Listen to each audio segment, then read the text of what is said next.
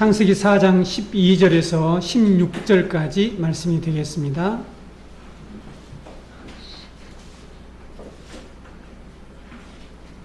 제가 여러분 앞에 낭독해 드립니다. 내가 밭을 갈아도 땅이 다시는 그 효력을 내게 주지 아니할 것이요 너는 땅에서 피하며 유리하는 자가 되리라. 가인이 여호와께 아뢰되 내 재벌이 지기가 너무 무거우니이다. 주께서 오늘 이 지면에서 나를 쫓아내시온즉 내가 주의 낯을 배웁지 못하리니 내가 땅에서 피하며 유리하는 자가 될지라. 무릇 나를 만나는 자마다 나를 죽이겠나이다.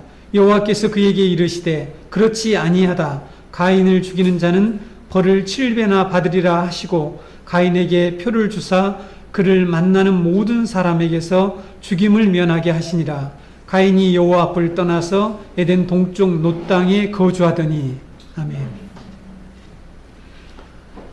마이클 고인과 크레이그 바톨로무라고 하는 분이 쓴 성경은 드라마라고 하는 그런 책이 있습니다. 그 책을 보게 되면 이런 그림이 나옵니다. 이 하늘 공중에 까마귀가 조그만 이 고기를 물고 있는데 밑에서 여우가 이런 말을 합니다.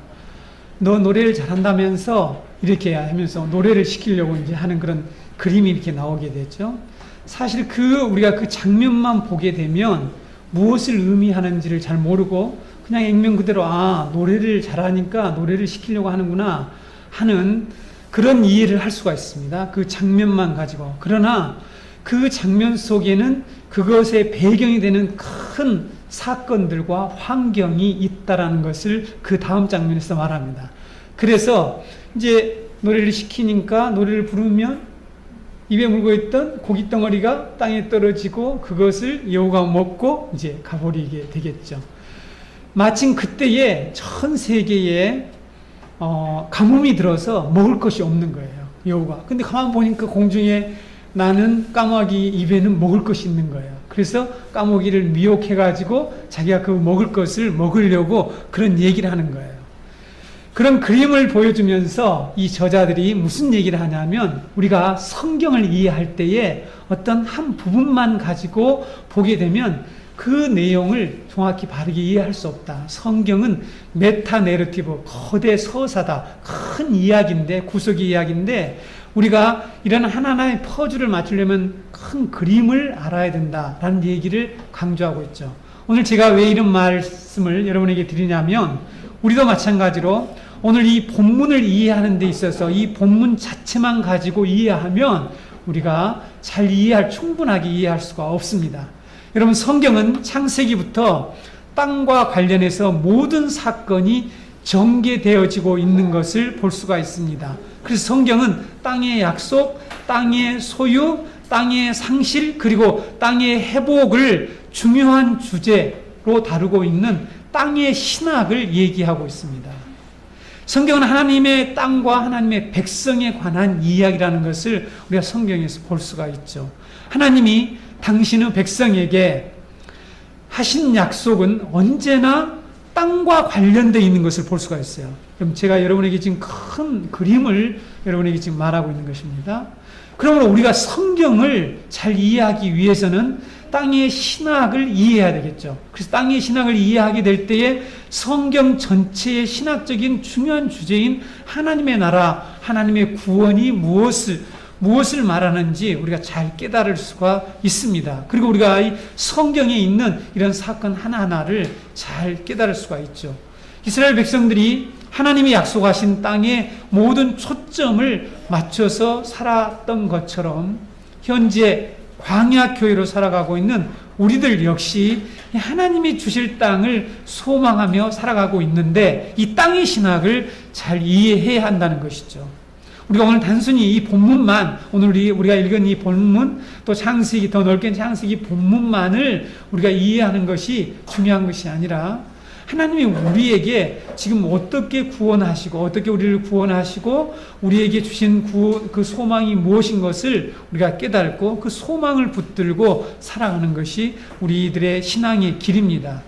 그런데 여러분, 많은 신자들이 하나님이 주실 이 땅보다 이 세상의 욕망의 대상인 부동산에 사실상 관심을 많이 가지고 있습니다. 그렇죠? 왜 그럴까요? 복음을 성경이 막 가리키고 있는 이 하나님이 약속하신 것이 무엇인지를 분명하게 붙들지 못하기 때문이죠. 그래서 하나님이 약속하신 땅을 열망하기보다는 지금 우리들의 모습입니다. 이 세상에서 우리는 한 평의 땅이라도 더 가지고 싶어 하는 데에 열망을 가지고 있죠. 저도 땅이 한 500평만 있었으면 좋겠다. 이런 생각을 하면서 살고 있습니다. 왜냐하면 이렇게 좀 유실수를 심어서 거기에서 유실수 많은 열매가 나면 교인들하고 또 나눠 먹고 또 팔아서 돈도 되고 뭐 이런 이제 뭐 생각을 하면서 마자리에서 살고 있어요. 저도 농사를 잘 짓지 않습니까? 그래서 우리는 항상 이 부동산에 관심을 많이 가지고 있죠. 그러나 여러분, 성경 전체, 전 성경은 우리에게 하나님이 주실 땅을 소망하도록 반복해서 일깨워 주고 있다는 사실입니다.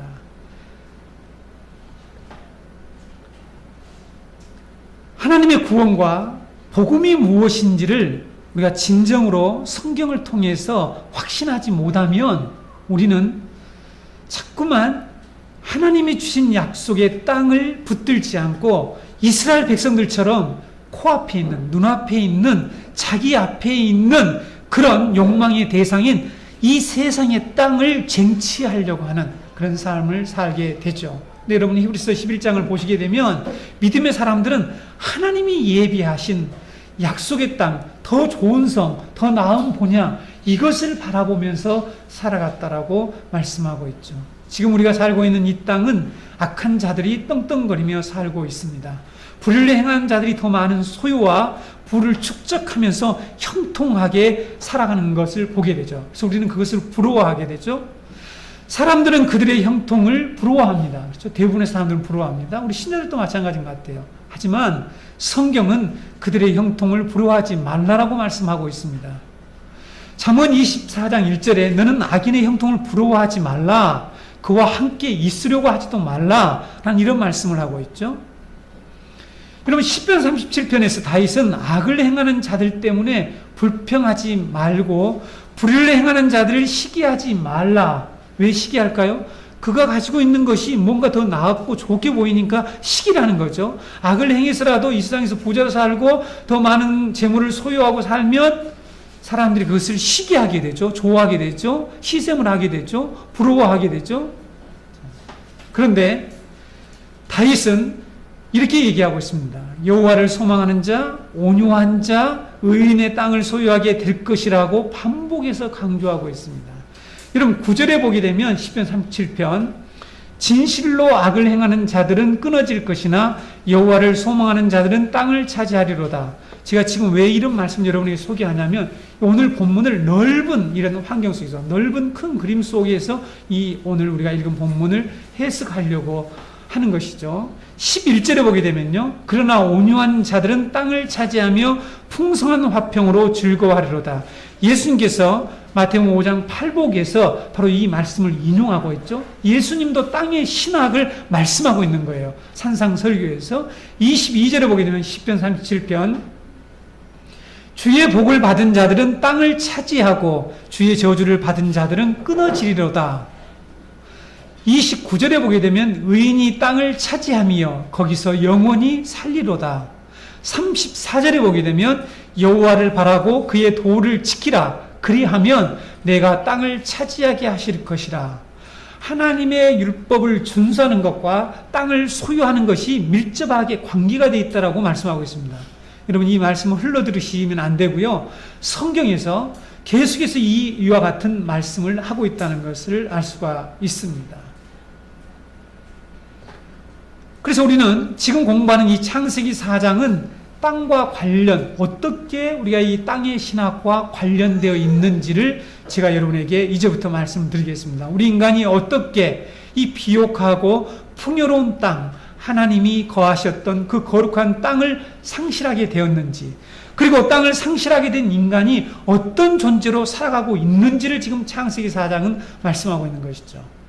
우리의 실상을 정확하게 성경은 보여준 다음에 우리에게 구원을 선포하고 우리에게 복음을 말하고 우리에게 하나님이 주실 그 땅을, 하나님이 장차 우리에게 약속하신 그 땅을 바라보며 살라고 말씀하고 있습니다. 그것이 우리의 힘이고 능력이 되는데 우리가 이 복음을 붙들지 않으면, 이 복음에 대해서 확신을 갖지 못하면 우리는 자꾸만 이 세상에서 부동산에 많은 관심을 갖고 살아가게 되고, 그것이 쌓이게 되면 결국은 어떤 결과는 유혹을 받아서 하나님으로부터 멀어지는 결과를 갖게 됩니다.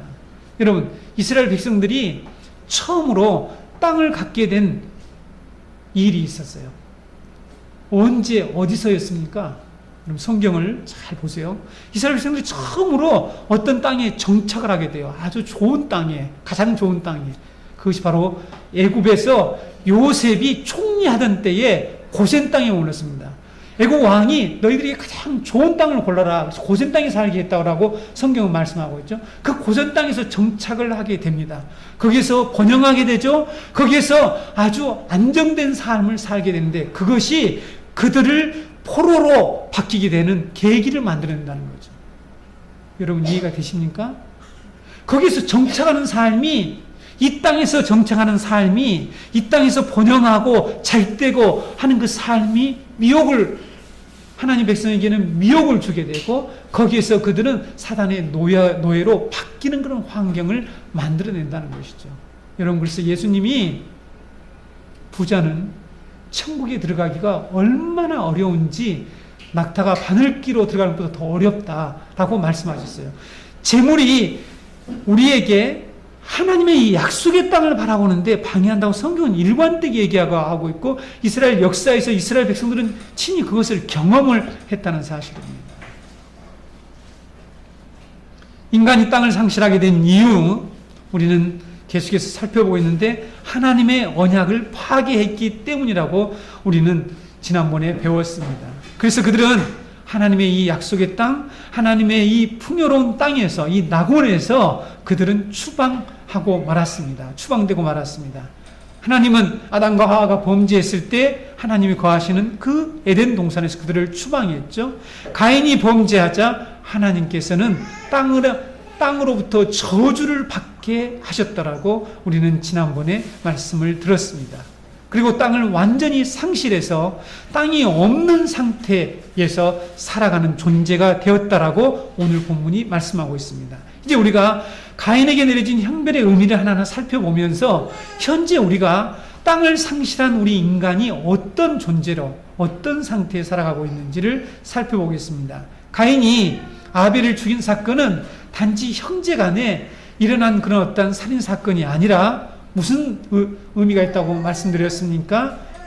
하나님의 땅을 더럽히는 그런 행위, 그런 죄를 저질렀다라고 말씀을 드렸죠. 그래서 하나님께서는 다음과 같이 가인에게 선고를 내렸습니다. 형벌을 내리게 됐죠. 12절을 보게 되면 두 가지로 나타나게 되죠. 첫 번째는 내가 열심히 농사를 지어도, 내가 밭을 갈아도 땅이 수확을 주지 않을 것이다 라는 이런 형벌을 받게 된다라고 말씀하셨습니다. 여러분, 가인의 직업이 뭐죠? 농업이에요. 농업. 그렇죠? 농사를 짓는 일이었습니다. 농사를 자신의 직업으로 삼고 살아가는 농부에게 이것보다 더 큰 심판, 저주가 있겠습니까? 열심히 농사를 짓는데 땅이 수확을 내놓지 않는다는 거예요. 땅에서 농사를 자신의 생명으로 삼고 살아가는 가인에게 내린 이 선고는 가인의 삶에 파산을 선고하는 것과 똑같죠. 파산 선고입니다. 그렇죠? 가인은 이 선고로 어떤 상태에 빠집니까? 양식이 없는 상태, 생존하기가 어려운 상태, 생존의 위협을 느끼는 그런 상태가 되었다라고 말씀하고 있죠. 여러분, 선지자들이, 하나님의 백성들이 범죄할 때마다 항상 이 말씀을 하고 있습니다. 여호와의 심판의 칼이 땅에 임할 때에 가인에게 내렸던 것과 똑같은 동일한 이런 형벌들이 임할 것이라고 선포하는 것을 우리가 들을 수 있는데, 에레미야 12장 13절에서 똑같은 내용이 나오죠. 무리가 밀을 심어도 가시를 거두며 수고하여도 소득이 없은즉 그 소산으로 말미암아 스스로 수치를 당하리니 이는 여호와의 분노로 말미암음이니라. 지금 오늘 가인에게 내려진 형벌과 동일한 형벌이죠. 미가 선지자가 이렇게 말씀하고 있습니다. 미가서 6장 15절에 내가 씨를 뿌려도 추수하지 못할 것이며 감람 열매를 밟아도 기름을 내 몸에 바르지 못할 것이며 포도를 밟아도 술을 마시지 못하리라. 농부가 열심히 농사를 지었는데 그 수고가 헛되고 수확을 얻지 못하는다고 이렇게 말씀하고 있는 것입니다. 여러분, 우리가 성경의 이 말씀을 우리가 이론적으로 우리가 듣고 알 수는 있어요. 근데 여러분, 이 말씀을 가지고 우리의 현재의 삶, 우리의 현재 우리가 어떤 현실에 살고 있는지를 연결해내는 것이 사실상 설교고, 우리는 이 말씀을 듣고 우리가 깨달아야 할 중요한 부분입니다. 가인에게 내려진 저주가 오늘 우리들의 실존적인 현실이라는 것을 우리는 경험하면서 살고 있죠. 여러분, 우리의 삶에서 이런 일들이 일어나고 있지 않습니까? 어떤 사람이 퇴직을 했죠. 그래서 퇴직금을 모두 다 털어서 어떤 영업을, 자기 영업, 자영업이라고 하잖아요. 어떤 사업을 시작을 했습니다. 열심히 일을 했어요. 근데 어느 날 파산을 하게 됩니다. 거기에서 수확이 없어요. 계속 마이너스 되고 더 상황이 악화되는 것을 경험하게 되죠. 이런 사람들이 우리 가운데 수없이 많이 있습니다. 열심히 노동을 했는데 노동의 대가를 거두기보다는 오히려 더 파산, 그리고 생존의 위협을 느끼고 훨씬 더 많은 짐을 지고 고통스럽게 살아가는 그런 가장들과 사람들이 우리 가운데 많이 있단 말이에요. 이번에 우리가 경험한 거죠. 열심히 과일 농사와 벼농사를 지어서 추수를 앞둔 농부들이 태풍으로 인해서 모든 농사를 망쳤죠. 그래서 추수를 할 수 없게 되었다라고 TV에 나와서 그들이 정말 근심스러운 얼굴로 말하는 것을 보면서 우리가 마음이 참 아팠죠. 네. 여러분들은 그것을 보면서 어떻게 생각하셨는지 모르지만 저는 성경에서 말씀하고 있는 하나님의 심판, 우리가 지금 저주의 땅에 살고 있다고 하는 것을 여실히 보여주는 사건이라고 말씀을 드렸습니다. 지난주에 말씀드렸죠? 우리 그리스도인들은 이 과학적이고 이성적인 이런 시각만 가지서는 안 되고 우리는 영적인 시각을 가지고 살아야 된다라고 말씀을 드렸습니다. 가인에게 내려진 심판과 땅의 저주는 실제로 존재한다는 것을 우리 그리스도인들이 알아야 합니다. 사람들은 모르죠? 여러분, 아무리 과학기술이 발달한다고 해도 다 지어놓은 농사를 추수할 수 없도록 막는 이런 태풍과 자연재해와 이런 수많은 사람들이 겪고 있는 이 파산의 고통들을 막지를 못하고 있습니다. 왜 그럴까요? 우리들 안에 있는 죄 때문이죠. 근데 사람들은 무엇을 더 의지합니까? 사람들은 과학기술이 우리를 구원해 줄 것이라고 착각하면서 살아가는 그 어리석은 지성인들이 너무너무 많이 있죠. 성도 여러분, 지금도 수많은 사람들이 하나님의 이 복음을 통해서, 그리스도를 통해서 이 땅이 저주받은 땅, 이 저주, 하나님의 진노를 거둘 수 있다고 생각하지 않는다는 것이 문제가 있다는 것을 우리 그리스도인들은 복음을 통해서 그들에게 전하는 것이죠. 깨우쳐 주어야 합니다. 먼저 우리들이 그것을 알아야 되겠죠. 범죄함으로 하나님의 진노의 손에 놓여 있는 인간은 아무리 노력해도 이 생명의 위험 속에 불안하게 살아가는 이 삶에서 벗어날 수가 없다는 것이죠. 그럼 벗어날 수 있습니까? 벗어날 수 없습니다. 그래서 여러분, 우리에게는 복음이 필요한 것이죠. 두 번째, 가인이 받은 형벌이 무엇입니까? 땅에서 피하며 유리하는 자가 된다라고 말씀하고 있습니다. 방랑자의 신세가 된다라고 말씀하고 있죠. 근데 여기서 이 방랑이란 뜻, 우리가 이렇게 우리가 생각하는 이 방랑의 뜻과 성경이 말하는 방랑의 뜻은 다릅니다. 이 방랑이라고 하는 누아라고 하는 이 단어는 땅이 없는 상태를 얘기하는 것이죠. 땅이 없는 상태를 나타내는 부정적인 용어입니다. 땅을 상실하게 된 인간의 상태를 표현할 때 쓰는 말이 유리한다, 방랑한다라고 말씀하고 있어요. 여러분들 성경을 이제 이렇게 이해를 하고 오늘 이 내용을 알고 성경을 읽어보시게 되면 이런 의미를 가지고 있구나 하는 것을 여러분들이 알게 되겠죠. 땅에서 도망하며 유리하는 자가 된다는 것은 하나님께서 가인을 광야로 추방한 사건을 의미하고 있습니다. 범죄한 인간은 땅이 없는 상태, 즉 땅을 상실한 불안정한 상태에서 살아가게 되었습니다. 이제 이것이 바로 형벌이죠. 엄청난 형벌입니다. 여러분, 땅의 상실이 어떤 것인가를 이스라엘 백성들이 처절하게 경험한 사건이 있었죠. 그렇죠?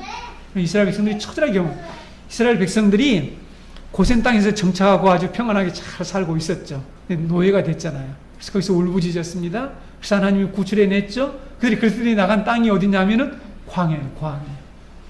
광야였습니다. 그들이 하나님의 약속을 붙들고 살아가지 않고 하나님의 약속을 불신하고 하나님의 말씀을 거부할 때 그들은 광야에서 방랑자가 됩니다. 그렇죠? 40년간의 방랑자가 되었다라고 말씀하고 있지 않습니까? 광야는 단순히, 여러분, 이것을 우리가 이해해야 돼요. 광야는 단순히 여정을 길게 만들기 위해서 하나님 백성들이 중간에 그런 여정에, 인생의 삶의 중간에 끼어든 그런 장소가 아니라는 것이죠. 하나님을 거역한 자들이 하나님이 계시는 그 하나님의 땅에서 멀리 소외된 그런 공간에서 혼돈과 공허를 겪으면서 살아야 할 장소, 이곳이 바로 광야입니다.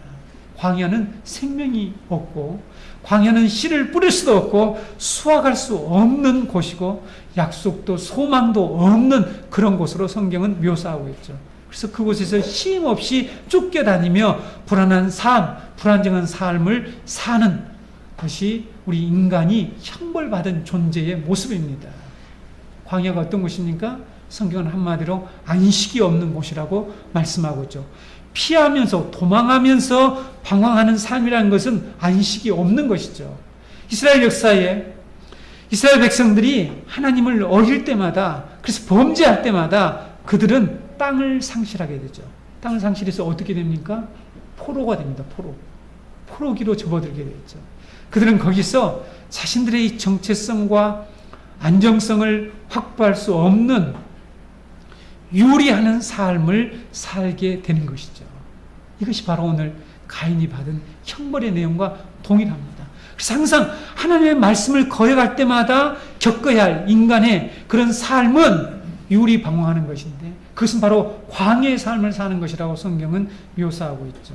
가인이 받은 형벌 두 가지는 범죄한 인간이 현재 경험하고 있는 가장 근본적인 문제를 요약하고 있습니다. 농부가 땅으로부터 수확이 없다는 것은 생존 문제에 커다란 타격을 입게 된다는 것을 말씀하고 있죠. 정착할 땅이 없다는 것은 더 이상 안식할 수 없게 된다는 것이죠. 제가 전세를 우리 아내가 아내 말로 얘기하면 몇 번 전세살이를 아주 셀 수 없을 만큼 수없이 다녔죠. 그때마다 늘 불안했습니다. 제가 서울에서 한 번 사는 동안에는 지하에서 살았는데 그 주인이 사업을 하다가, 이게 강원도 어느 거기서 바닷가에서 사업을 하다가 이 집이 차압이 들어왔어요. 딱지가 다 붙었어요. 학생으로서 돈 몇 푼 없어 겨우 그 지하 하나 얻어가지고서 신학생이 지금 그 집에 살고 있는데 딱지가 붙어서 이 집은 이제 나가지도 못하고 우리도 꼼짝없이 이 돈을 다 날리게 되는 그 불안한 삶을 살고 있었습니다. 어떻게 됐을까요? 그 이후에 놀랍도록 저는 거기서 탈출을 했습니다. 그렇게 딱지가 붙어 있었는데 저는 나오게 되었어요. 그것을 생각하면서, 물론 그것은 그렇게 얘기하면 여러분 하나님이 이 신학생을 지켜주시는가 보다 이렇게 연결하지 마시고, 제가 얘기하고 싶은 것은 그게 아니에요. 축복받았다는 얘기 아닙니다. 우리의 삶이 이렇게 전세 사는 사람이 주인이 이 집을 넘길까 봐 그래서 항상 불안하고 하는 이런 삶을 우리는 살게 되죠. 그래서 안식을 할 수가 없어요. 그렇죠? 그래서 우리는 실제로 땅이 없음을 이 땅에서 얼마나 잘 경험하고 있는지 모른다는 것이죠. 근데 이것이 바로 범죄한 인간이 겪어야 할 하나님의 진노고 하나님의 심판이라는 사실을 사람들이 깨달지 못한다는 것이죠. 왜? 성경 앞으로 나오지 않기 때문이죠. 그래서 여러분, 이 생존의 문제와 안식의 문제는 우리 인간의 가장 본질적인 문제이죠. 그렇죠? 불안정하단 말이에요. 그래서 이 불안정한 것들을 자기 힘으로 극복하려는 것이 인간이 아까 이 세상에서 땅을 확보하려고 하는 이 땅의 전쟁을 벌이고 있는 일이라는 것이죠. 우리 그리스도인들은 그래서는 안 됩니다. 그것을 통해서 우리의 이 안식의 문제, 생존의 위험 문제를 극복할 수 없다는 것이죠. 없잖아요. 저 농부들이 애써서 지어놓은 모든 농사들이, 과일들이 이제 수확을 할 수가 없게 만든단 말이에요. 또 태풍이 올라온다고 하니까 너무너무 불안하잖아요. 인간의 과학기술이 태풍을 막아낼 수가 없지 않습니까? 아무리 좋은 컴퓨터, 머리가 좋은 컴퓨터가 만들어진다고 해도 그 일을 할 수가 없음을 우리는 보고 있지 않습니까? 성도 여러분, 본래 우리는 여호와 하나님의 땅에서 살았습니다. 우리가 만약에 에덴 동산에서 추앙되지 않았더라면 이 두 가지 문제를 염려할 필요가 없죠. 우리가 이미 살펴본 창세기 1장 29절에 하나님이 이르시되 내가 온 지면에 씨 맺는 모든 채소와 씨 가진 열매 맺는 모든 나무를 너에게 주노니 너희의 먹을 거리가 되리라. 여러분, 이 말씀 읽을 때 여러분들에게 얼마나 와 닿았는지 모르겠지만 이제 여러분 타락한 이후에 범죄한 인간이 겪고 있는 이 실존적 상황과 대비해 보세요. 그렇죠? 이때는 여러분 이게 와 닿을지, 풍요하게 먹을 게 있을 때는 내가 먹는 것이 별로 이렇게 귀한지는 모르잖아요. 그러나 정말 가난하고 찢어지게 먹을 것이 없을 때, 하루하루 생계를 염려하게 될 때 오면 우리는 알 수가 있게 됐죠. 그 중요성을 압니다. 하나님께서 너희에게 먹을 거리로 심해진 모든 채소, 씨 가진 모든 나무를 너희에게 주었다라고 말씀하고 있죠. 풍요로운. 그래서 생존의 염려를 할 필요가 전혀 없었던 그 땅에서 살고 있었습니다. 이 장에 와서 하나님과 함께 안식을 누리며 그들은 살았죠. 그런데 인간이 하나님께 반역하고 범죄함으로 이 복된 땅에서 추방되어서 이 두 가지 형벌을 지금 짊어지고 고통스럽게 살아가는 것이 바로 유리하며 살아가는 우리 인간의 모습인 것입니다. 여러분, 성경은 인간의 실존적 경험과 역사와 아무런 관련이 없는 그런 이론을 나열하고 있지 않습니다. 그렇죠? 우리가 실제로 경험하는 문제들의 그 실체, 그것들을 드러내고 그 문제를 해결할 수 있는 구원의 길을 우리에게 제시하는 진리인 것이죠. 그래서 여러분, 우리는 성경을 믿고 성경에 기록된 이 복음을 따라서 살아가는 것이 우리가 참으로 이 세상에서 이 형벌, 이 저주의 땅에서, 우리가 지난주에 저주받을 땅과 회복될 땅에 대해서 배웠죠. 저주받은 땅에서 우리가 그래도 소망을 잃지 않고 살아갈 수가 있습니다. 13절, 14절을 보시게 되면 하나님이 가인을 신문하실 때에 자신의 죄에 대해서 아무렇지도 않게 생각했던 이 가인이 하나님으로부터 받은 이 형벌이 너무 무겁다라고 항변하는 것을 볼 수가 있습니다. 그렇죠? 가인이 자기가 받은 형벌을 다시 열거하는 것을 보게 되면 우리가 지금 방금 앞에서 해석한 것과 일치한다는 것을 알아야 됩니다. 제가 오늘 여러분에게 앞에서 말씀드린 유리하고 방황하는 삶, 이런 추방된 모든 것들을 해석하는 것은 바로 이 말씀과 연결되어 있습니다. 13절을 보실까요? 가인이 여호와께 아뢰되 내 재벌이 지기가 너무 무거우니이다. 주께서 오늘 이 지면에서 나를 쫓아내시온즉 내가 주의 낯을 배웁지 못하리니 내가 땅에서 피하며 유리한 자가 될지라. 물은 나를 만나는 자마다 나를 죽이겠나이다. 왜 가인은 자신의 재벌을 지기가 너무 무겁다라고 할까요? 그렇죠? 내가 무엇을 행하느냐 했더니 오리발 내밀었잖아요. 우리말로 오리발 내밀고, 아벨이 어디 있느냐는 내가 아벨 지킨 자입니까? 하나님께 대꾸했던 자였죠. 그런데 지금 하나님이 그에게 형벌을 선포했죠. 공판을 했습니다. 공판을 해서 선고를 하자 그는 자신의 재물이 너무 무겁다라고 지금 하나님께 항변을 하고 있습니다. 왜 그럴까요? 이것이 우리 죄인들의 지금 모습인데, 하나님이 내리신 형벌이 얼마나 크고 무서운 것인가를 알았기 때문이죠. 그렇죠? 근데 안타깝게도 여러분, 오늘날 많은 사람들이 자신이 지금 받은 이 형벌이 얼마나 무겁고 얼마나 무섭고 큰 것인지를 깨달지 못한다는 사실입니다. 그렇죠? 그리고 신자들이 그래요. 성경을 모르면 자신들이 지금 어떤 존재인가, 어떤 상태에 있는지조차를 깨달지 못하는 거죠.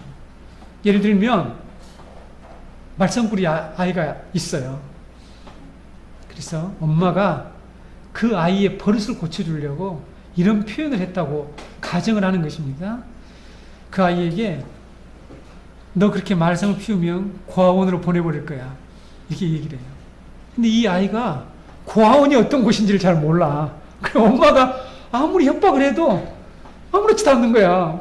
고아원은 부모가 없는 그 곳이고 선생님들이 통제해서 살아야 되고 이렇게 마음대로 할 수 없는 그런 곳이라는 것을 전혀 모르죠. 고아원이 어떤, 그래서 고아원에 살다가 다른 데서 외국으로 이방을 가야 되고 전혀 알지도 못하는 가정에 가야 되고 하는 이런 상황을 전혀 모른다면 이 아이가 이 말에 대해서 두려워하거나 엄마의 말에 대해서 무게감을 전혀 느끼지 못하겠죠. 그러나 고아원이 어떤 곳이라는 것을 안다고 칩시다. 생각을 하면 그 아이는 엄마 잘못했어, 절대로 그러지 않을게, 이렇게 이런 반응을 보이겠죠.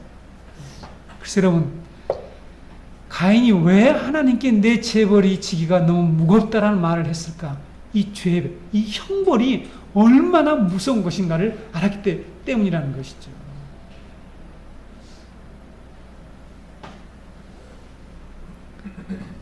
그가 무겁다라고 한 이 형벌 4가지 우리는 잘 기억해야 됩니다. 주께서 오늘 이 지면에서 이 땅입니다. 땅. 왜 여기를 땅이라고 해서 우리가 이 땅의 신학을 딱 이해할 수 있어요? 지면이라고 그러니까 아담합니다. 이게 똑같은 단어예요. 히브리어로. 땅에서, 이 땅에서 쫓아내셨다라는 말이죠. 지면하니까 자꾸 의미가 달라지는 것 같아요.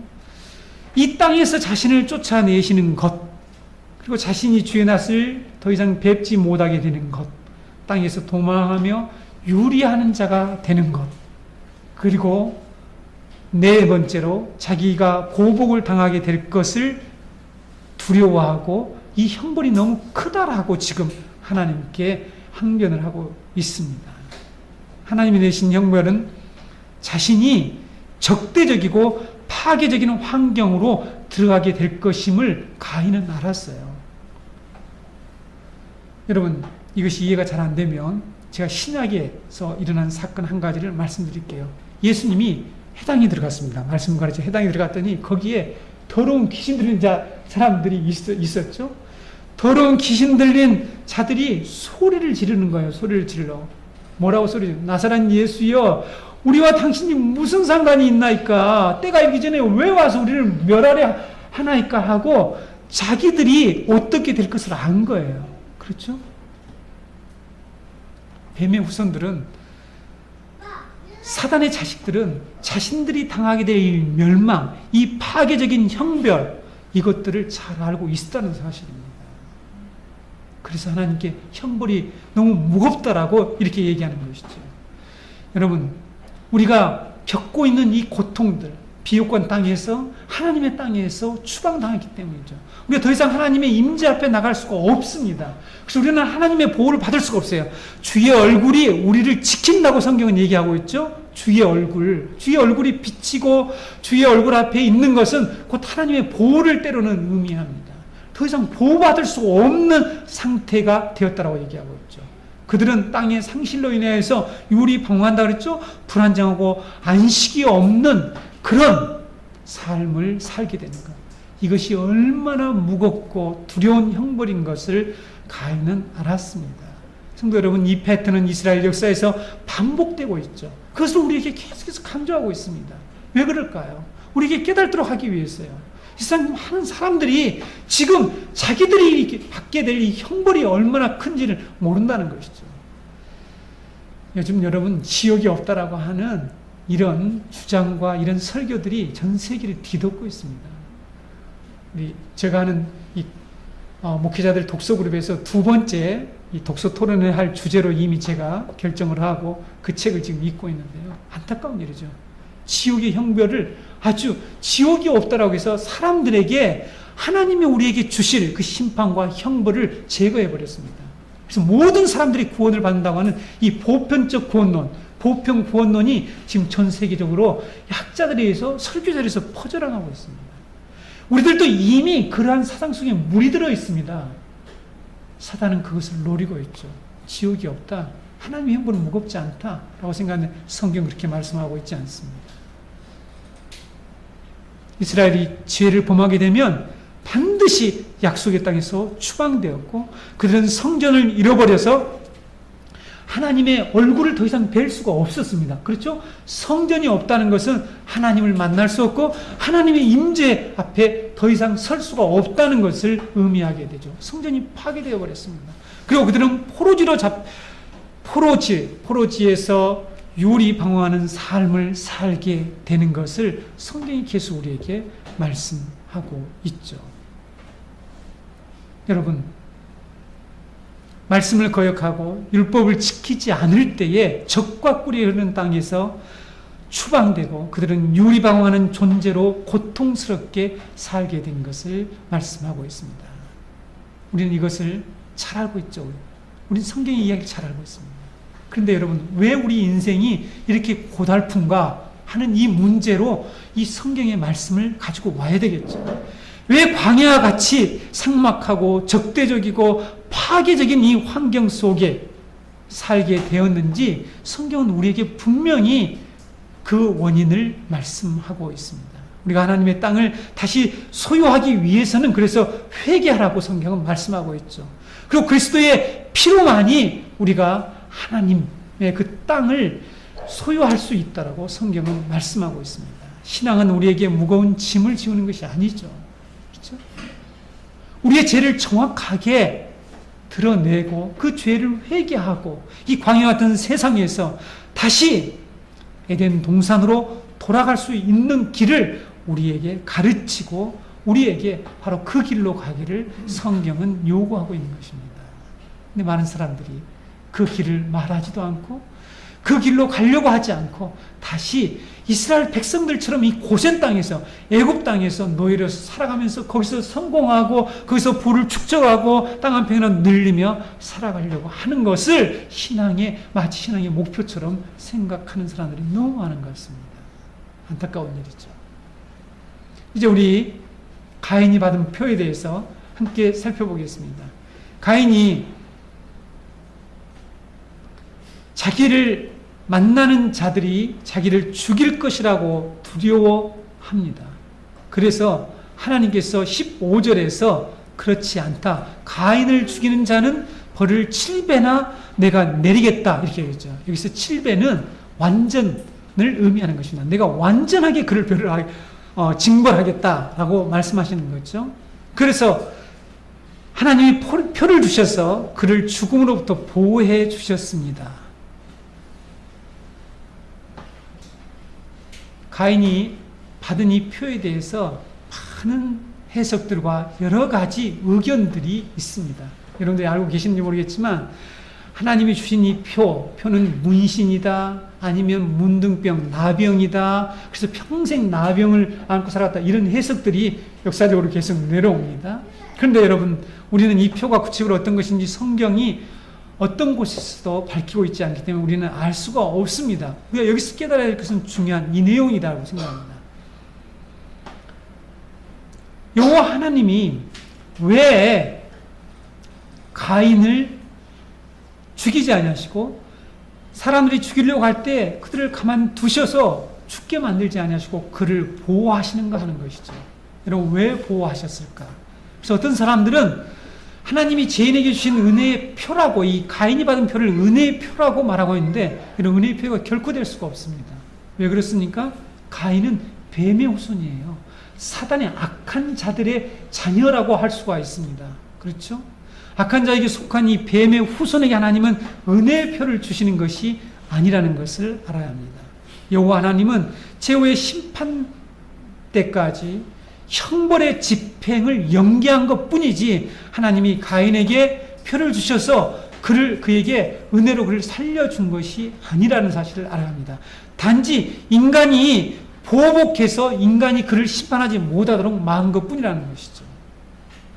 뱀의 후손과 하나님의 백성은 세상 끝날까지 공존을 하면서 살게 됩니다.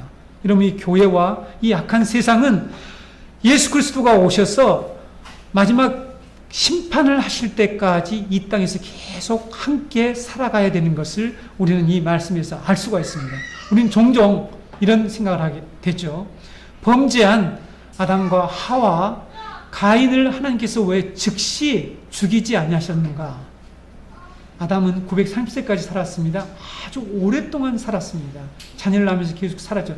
정령 죽으라 했는데 그 심판을 하나님께 당장 행하지 아니하시고 아주 오랫동안 1000년 가까이 사는 것을 볼 수가 있죠. 하나님은 왜 그들을 가만히 두실까 하는 것이죠. 왜 하나님은 가인도 이처럼 보호해 주실까? 표를 주셔서 왜 그럴까요? 예수님은 마태복음 13장 천국 비유에서 우리가 하는 이 질문, 그렇죠? 네. 북한에 누구, 저 사람 좀 죽어버리지, 죽지, 왜 하나님 데려가시지? 우리 이런 말을 많이 합니다. 악한 사람들 주위에서 볼 때마다 요즘 정말 악한 일 하는 사람들 많죠? 저 사람 하나님 좀 데려가시지. 저런 인간들은 좀 하나님이 좀 없애버리시지. 왜 가만히 두고 계실까? 하는 우리가 그런 의문이 들 때가 너무 많아요. 이 죄악된 세상에서 살아갈 때. 왜 그럴까? 예수님이 마태복음 13장 이 천국 비유에서 우리의 이 질문에 대한 힌트, 대답을 해주십니다. 천국은 마치 좋은 씨를 자기 밭에 갖다 뿌린 사람과 같다라는 이 비유를 하게 되죠. 사람이 잘 때 원수가 와서 가라지를 덧뿌리고 갔대요. 그래서 가라지가 이 곡식이 함께 자라고 있는 것을 나중에 종이 보게 됩니다. 그래서 종이 주인에게 와서 주인님, 저 가라지를 뽑아버릴까요? 이렇게 얘기를 했을 때에 주인이 뭐라고 얘기합니까? 가만히 두어라 이렇게 얘기하죠. 왜 가만히 두라고 얘기합니까? 네, 그것을 뽑다가 알곡까지 뽑게 되기 때문이다. 다시 말씀드리면 알곡을 보호하기 위해서 뽑지 말라, 제거하지 말라 이런 말씀을 하게 되죠. 여러분, 여기서 이 가라지를 예수님이 설명을 해줍니다. 가라지의 정체를 얘기하죠. 가라지는 누구라고 얘기하고 있습니까? 가라지는 악한 자들의 아들들이요, 좋은 씨는 천국의 아들들이라 이렇게 말씀을 하고 있죠. 설명을 분명히 합니다. 가라지를 뽑지 않고 알곡과 함께 마지막 추수 때까지 두라고 하는 이 알곡을 보호하기 위해서죠. 추수할 때까지 두라고 하죠. 최종 심판 때까지 두라고 말씀을 하고 있습니다. 성도 여러분, 하나님이 가인에게 이 표를 준 의미, 그래서 그 살인자를 죽이지 아니하시고 즉각적으로 심판하여 놔두신 그 이유는 우리를 위해서라는 사실이죠. 그렇죠? 우리는 그래서 이 땅에 고통스럽지만 이 악인들하고 함께 살아가고 있습니다.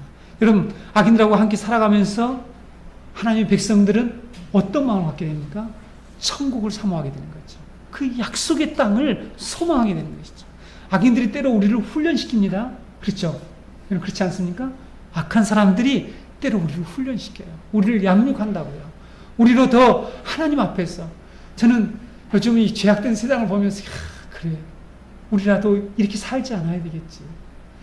나쁜 지도자들을 보면서 나라도 소망을 줘야지 깨닫기죠. 반면 교사를 느끼면서 우리가 이 악한 자들로 인하여서 우리가 정신을 차리기도 하고 하나님의 나라를 더욱더 사모하기도 하고 야그 땅을 갈망하는 삶을 사는 그런 역할을 하도록 하나님께서는 이 땅에 악한 자들을 두고 계신다는 사실을 깨달아야 합니다. 성도 여러분, 그렇지 않으면 우리는 점점 이 세상이 잠식되고 이 세상에서 미혹을 받아서 하나님 나라의 백성의 정체성을 잃어버리고 말게 될 것입니다. 이제 여러분, 마지막으로 16절을 보실까요? 방랑자의 땅에서 살아가는 가인을 볼 수가 있습니다. 하나님의 거룩한 임재가 있는 곳으로부터 떠나서 가인이 어디에 산다라고 말씀하고 있습니까? 노 땅에 거주하게 되었다라고 말합니다. 노시란 무슨 뜻일까요? 유리하다, 방황하다라는 뜻입니다. 노시라고 하는 말 자체가 유리하다, 방황하다. 그러니까 피하여 유리하는 자가 되리라는 하나님의 이 형벌대로 그는 유리한 땅에서 실제로 살았습니다. 여러분, 우리도 지금 노 땅에 살고 있는 것이 노 땅이에요. 그렇죠? 이 세상은 노 땅입니다. 유리방황하는 그런 땅에 우리는 살고 있죠. 그런데 여러분, 여기서 또 중요한 내용이 한 가지가 나왔죠. 어떤 내용입니까? 동쪽이라고 하는, 우리가 일전에 한번 살펴보았습니다. 요 앞을 떠나서 에덴 동쪽 노 땅에 살죠. 동쪽이라고 하는 방향을 또 우리가 여기서 만나게 됩니다. 창세기에서 동쪽은 단순히 지리적인 방향을 말하는 것이 아닙니다. 창세기 전체와 여러분 성경 전체를 통해서 세심하게 주의를 기울여서 보면 이 동쪽이라는 것이 반복해서 계속 나옵니다. 여러분 창세기 25장 5절 6절 한번 보실까요? 아브라함이 이삭에게 자기의 모든 소유를 주고요, 자기 서자들에게도 재산을 준 다음에 그들로 하여금 자기 아들 이삭을 떠나서 동방 곧 동쪽 땅으로 가게 합니다. 누구를요? 서자들, 약속의 자녀가 아닌 자들을 어디로 가게 하면 동쪽 땅으로 가게 만들어요. 동쪽 땅으로. 창세기 29장 1절에 보면 야곱이 길을 떠나 동방 사람의 땅에 이르러, 여기 동쪽 땅에 동방 사람들의 땅에 이르렀다라고 말씀하고 있죠. 본문에서 여러분 에덴의 동쪽이 의미하는 바는 무엇을 얘기하냐면 하나님과 점점 멀어지는 인간의 상태를 묘사하고 있습니다. 타락한 가인의 후손은 점점 동쪽으로 옮겨가서 창세기 11장에 보게 되면 바벨탑을 쌓아요. 동쪽으로 옮겨가는 11장 2절 한번 읽어드릴게요. 나중에 제가 이 바벨탑 사건에서 말씀드리겠지만 그들이 동방으로 옮기다가, 여기서 이것은 잘못된 번역입니다.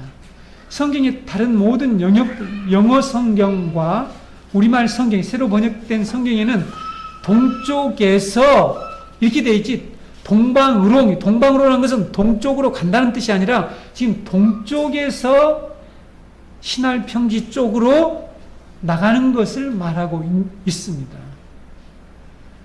가인의 후손들이요, 원래 하늘로 들어가는 문이 있었던 곳이 동쪽이었죠. 여러분 그렇죠? 동쪽문에, 에덴의 동쪽문을 구름과 하얀검으로 지키도록 만들었죠. 그래서 하나님 앞으로 가는 문은 동쪽에 있습니다. 그 동쪽에서 다시 동쪽으로 가서 나중에 바벨탑을 세우는데, 바벨이라는 뜻이 여러분 하늘의 문이라는 뜻입니다. 그러니까 에덴의 동쪽에서부터 타락한 인간은 계속 멀리 하나님을 떠나서 나중에는 자기들이 하늘의 문을 만들겠다는 것이 바로 바벨탑이죠. 나중에 바벨탑의 사건에서 다시 말씀드리겠습니다. 그래서 여러분 여기서 동쪽이라고 하는 의미, 동쪽으로 갔다라고 하는 의미는 타락한 인간들이 점점 하나님을 등지고 멀어지는 것을 표현하고 있다는 것을 우리가 알아야 합니다. 그리고 타락한 인간들은 자신의 노력으로 구원을 받으려고 한다는 거죠. 자기를 구원하려고 하고 자기들이 하늘의 문을 열겠다라고 탑을 높이 쌓자고 했는데 바벨의 이름이 하늘의 문이라는 뜻이라니까요. 그러니까 하늘나라로 들어가는 문은 예수 그리스도를 통해서만 들어갔는데 인간들은 자기들의 노력으로 자기의 힘으로 탑을 쌓아서 하늘나라에 들어가겠다라는 것이 이 바벨탑입니다. 복음은, 예수 그리스도의 이 복음은 그 방황의 땅에서 하나님으로부터 멀리 떠나간 우리 인간들, 멀리 떠난 우리 인간들을 거룩한 땅으로 다시 돌아오게 하겠다고 말씀하고 있습니다. 그 거룩한 땅으로 돌아오게 하시는 분이 바로 동쪽 문으로 들어오신 예수 그리스도라고 제가 지난 창세기 1장에서 여러분에게 말씀드렸죠. 성도 여러분, 오늘 이 타락한 우리 인간들의 삶의 모습, 가인이 받은 이 형벌을 고스란히 우리가 받고 있는데, 이 형벌은 예수 그리스도께서 제거해 주실 것이라고 약속하고 있습니다. 우리는 다시 땅을 차지하게 될 것입니다. 이것이 우리의 소망입니다. 우리는 다시 에덴으로 돌아가게 될 것이라고 하는 이 믿음을 가지고 살아야 합니다. 여러분, 이 땅에서 부동산이 없는 것에 대해서 너무 슬퍼할 필요가 없습니다. 물론 그것은 필요한 것이지만 그것이 우리의 삶의 목표가 아니니까 우리 그리스도인들은 하나님의 이 약속의 땅을 붙들고 살아가는 성도들이 되시기를 바랍니다. 기도하시겠습니다.